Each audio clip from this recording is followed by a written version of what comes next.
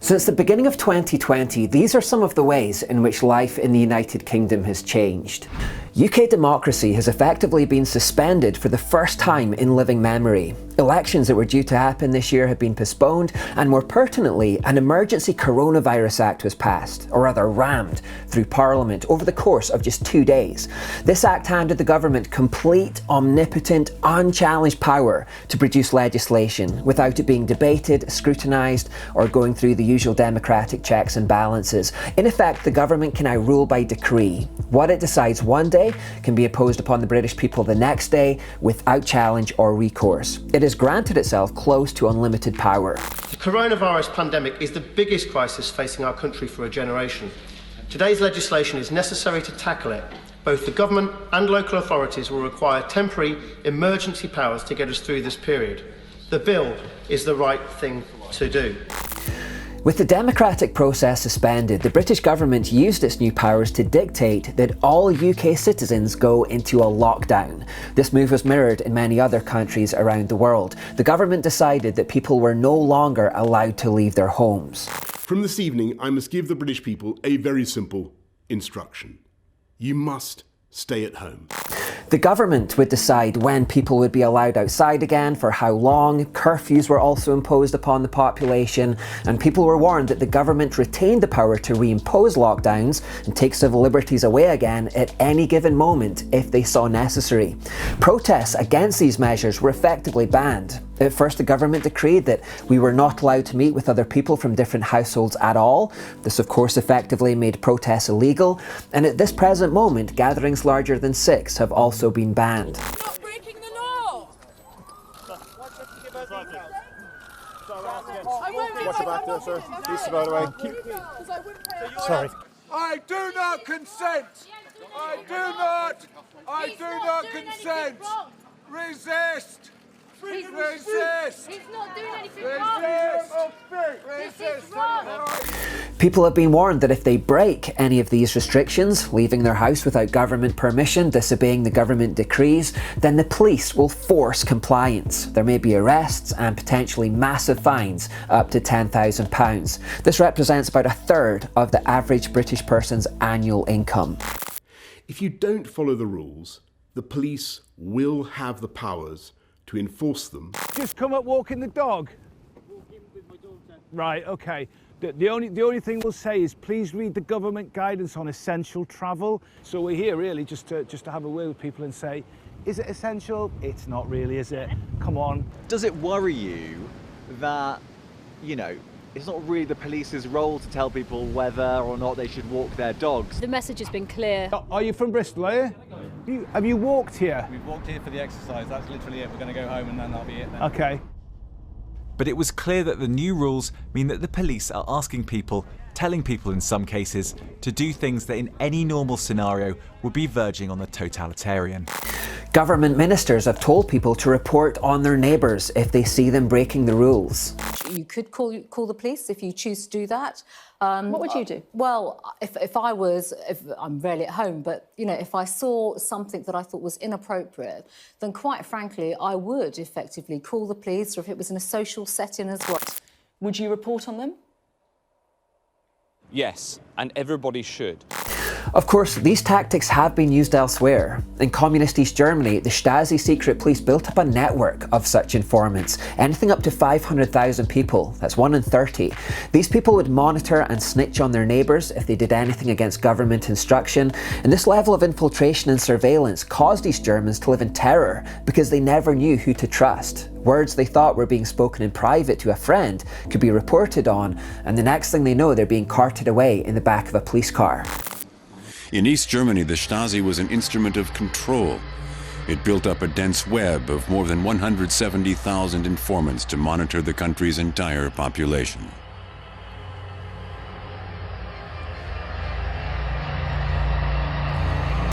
Mass surveillance has been stepped up too. In Derbyshire, police drones were sent to video people walking their dogs in the countryside against government instruction.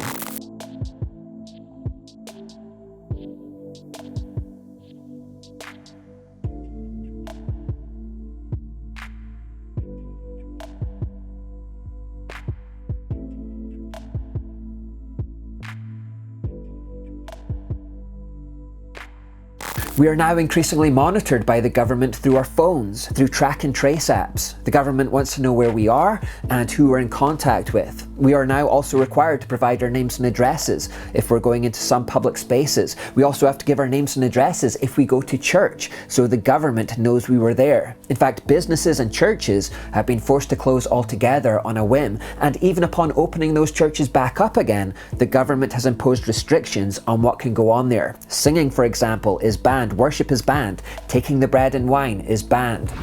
And there's another development that's just happened on the day I was making this video. The government, after announcing a further tightening of the rules, has now declared that if people continue to disobey these demands, the army, the military, would be called in to help force compliance. These rules will be enforced by tighter penalties. We've already introduced a fine of up to £10,000 for those who fail to safe isolate, and such fines will now be applied to businesses breaking COVID rules. The penalty for failing to wear a mask or breaking the rule of 6 will now double to £200 for a first offence. We will provide the police and local authorities with the extra funding they need, a greater police presence on our streets, and the option to draw on military support where required to free up the police. Now, whatever you think of the severity of coronavirus, and it's not within the remit of this particular video to argue about that, I personally think as time goes on that the world has completely overreacted. But however scary you think coronavirus is, this is far scarier. And it's scary for several reasons. Firstly, it's scary because Western nations seem to have reached the conclusion that liberal democracy is a system of governance incapable of dealing with major crises like this. Because in the face of this coronavirus crisis, they've suspended democracy, they've abandoned democracy to switch to this authoritarian model. This is following China's lead, by the way. Everything that we're now experiencing in the West, everything our governments are now implementing, is what China did originally. Now, of course, China is a communist dictatorship, so locking people up in their homes and mass surveillance and giving names and addresses, police intimidation, snitching, all that's normal over there, but it's far from normal in a Western democracy. When Western governments were trying to figure out how to handle the crisis, a stream of taunts began coming from the Chinese government through their English language news outlet, the Global Times. At the outset of the pandemic, they proudly declared, "The world is now entering a global test of governance in which China is now a leader." Another headline said, "Many Western governments ill-equipped to handle coronavirus." Another article read, "Western political system gets a radical health check." The Chinese have continually taunted the West, saying liberal democracy just wouldn't be up to the task. It said, "While the global health crisis may still have a long way to run, a number of things are already clear. First, viruses affect all nationalities. Second, China has done an impressive job with the pandemic. And third, other countries who don't follow China's lead have done a much worse job, especially Western liberal democracies." It goes on to patronise further, saying, "There is much to admire about the US and the individual liberties that are such a sacrosanct part of its identity. Well, at least in theory." The sentence drips with sarcasm. It goes on to say that individual liberty is an obstacle when times go bad, and then it finishes by saying, "While it's true that some Asian democracies such as Singapore and South Korea seem to have done a good job, that's only because they allow high levels of state intervention. Western democracies like Australia probably won't be able to follow that success." In other words, success only comes in proportion to the levels of authoritarianism and state intervention. And then it ends by saying, "China's response has been impressive, but it's too soon to declare victory or to be smug about the problems of the West." Of course, it's entirely to be expected that the Chinese government would use any excuse to increase their authoritarian hold and effectively say to their people, "Look, you see, authoritarianism's the best way, it's good for you. You don't want that freedom that the West has got. They can't handle the situation, it's dangerous over there. We're keeping you safe, we have the best model." And we've seen the likes of Vladimir Putin using the chance to increase his grip on power too. And again, that's entirely to be expected. But what's not expected, and what is scary, is that countries like the United Kingdom have bought the Chinese propaganda here. They've looked at the Chinese model for the situation and gone, yeah, okay, dropped democracy and implemented a quasi-communist rule. which means that the great bastions of liberal democracy, the nations that for centuries have upheld the ideals of freedom and democracy in the world. I mean, the UK is the longest unbroken democracy in the world, but in this moment, it has abandoned democracy to switch to this authoritarian rule. That's unprecedented, and that's why it's so scary. The second reason this is so scary is because this has now set a new precedent. Every time a government faces a big challenge now going forward, this will always seem like an option to them now. To pause democracy, to suspend or collapse democracy momentarily, to switch to this authoritarian model because this thing is happening, because we need the power for this thing.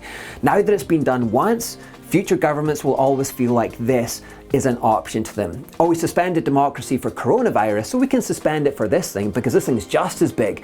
Give ourselves absolute power, bypass the democratic process, lock everybody up in their homes, use mass surveillance against them. It's been done once, so it can be done again. The third reason this is so scary is because this was implemented by what we thought was a conservative government.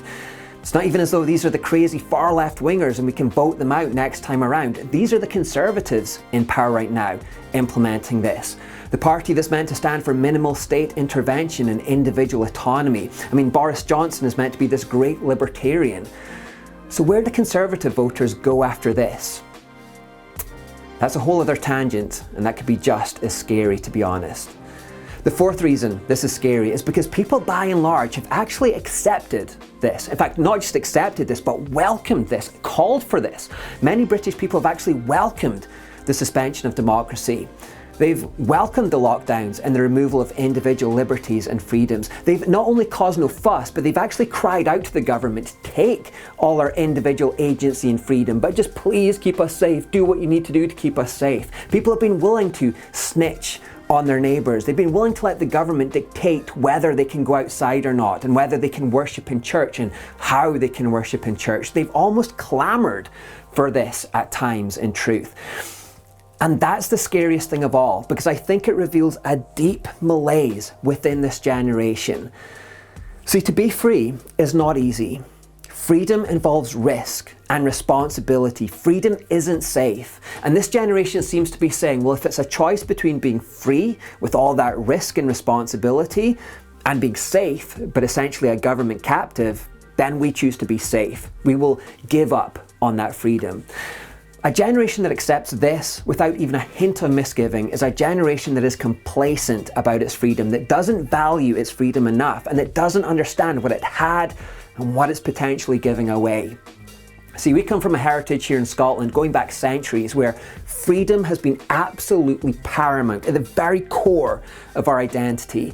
In fact, if you think of Scotland, the things that come to mind are probably kilts, bagpipes, haggis, whiskey, and freedom. Scottish people, for as long as they've existed, have fought tooth and nail to protect their freedom. In fact, even before Scotland was a country, when the Roman Empire attacked this area 2,000 years ago, and it was just Pictish tribes, the Roman Empire thought they'd conquered the land, but the Picts just wouldn't accept it.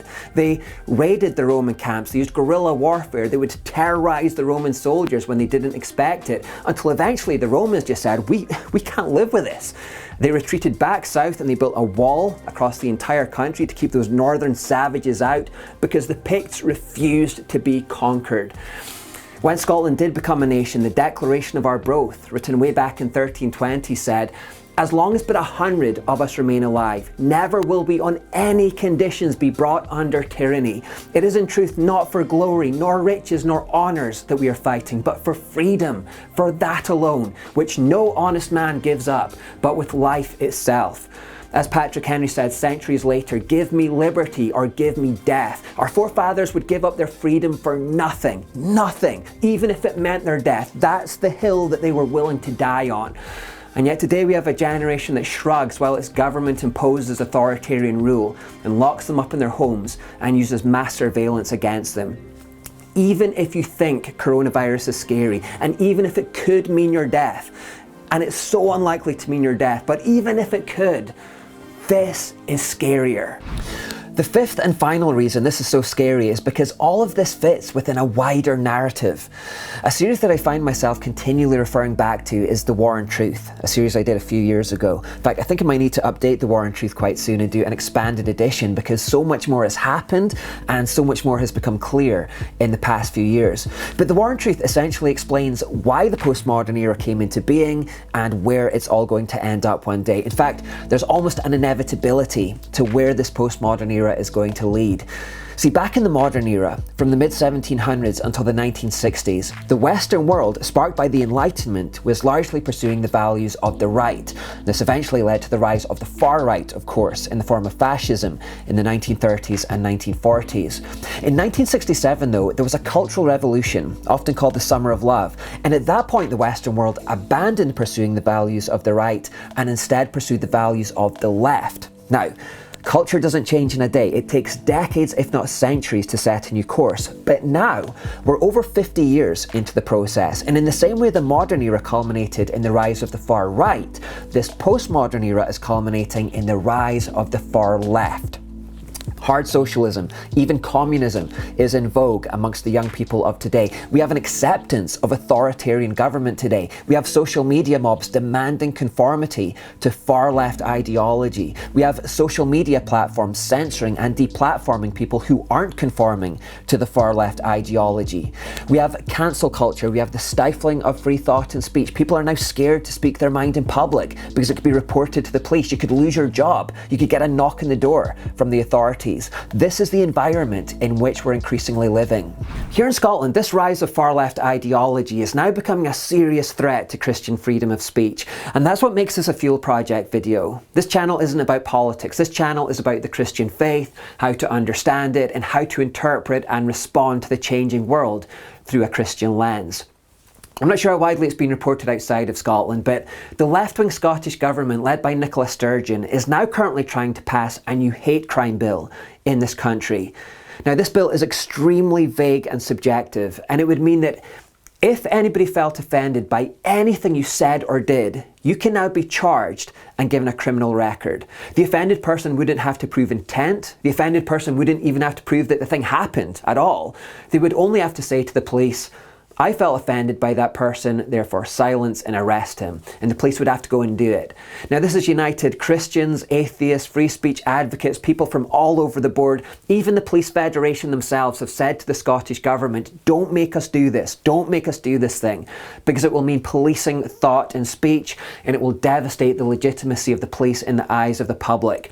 I'm going to play a clip here of Dr. Stuart Waiton explaining just how dangerous this bill could be. Dr. Waiton's part of a campaign group who's trying to defeat this bill so that it doesn't pass. Again, I was looking over it today and I still, my jaw drops, I have to say. If it stands as is, potentially simply having material that could be understood to be hate-based could be a criminal offence. Okay, just having material. So that begs the question to me about the Bible to start with, in terms of what some people might think is hateful. So that's one aspect, just having material. Another one is you don't have to prove intent. And additionally, this can relate to plays in theatres. They specify plays. Because it's so incredible, this bill, if passed in this context. I just think it's remarkable, and I think it's not possible. But then I look at the Scottish Parliament, and the Scottish Parliament seems to have no buffer. Plays, as in plays in theatres, that could be seen as a... So somebody goes to watch, I don't know, Cats, and or whatever it happens to be, and there's something in it that they're offended by. They could, in theory, based on what we know, take that to a court of law and somehow seek to try and prosecute either the producers or the writer. Yeah, or newspapers, potentially, because they're an organisation. Could some of the articles that are written in the Daily Mail or any other places be seen as potentially abusive or insulting? What about universities? What about university lecturers? I mean, it can't be possible. It's beyond my... But if somebody came to my house and they saw a copy of Mein Kampf or Das Kapital or something on my bookshelf, particularly the former, based on what we know, it's not beyond possible that they could then go to the police and say he owns offensive literature.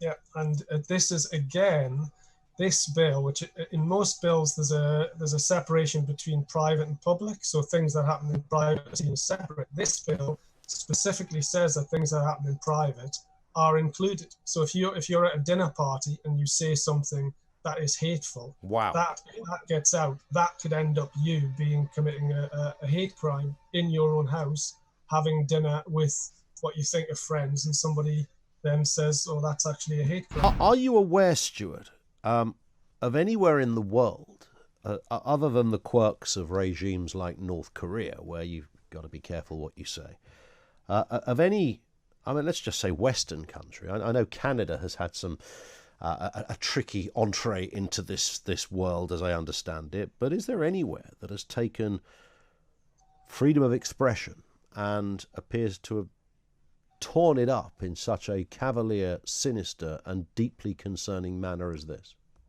I'm not aware of any liberal democracy that has got a bill that is as unbelievably authoritarian as this one. The SNP in particular, but I think Scotland in general, is at the forefront of most measures of this kind.